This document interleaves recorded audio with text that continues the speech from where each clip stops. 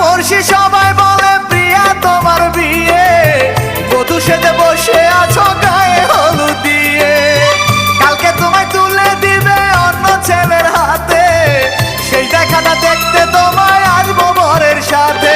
তোমার কাছে আর চাইবো না ভালোবাসার সুখ, বধূর সাথে একবার শুধু দেখবো তোমার মুখ আমি, বধূর সাথে একবার শুধু দেখবো তোমার মুখ। পাড়া পড়শি সবাই বলে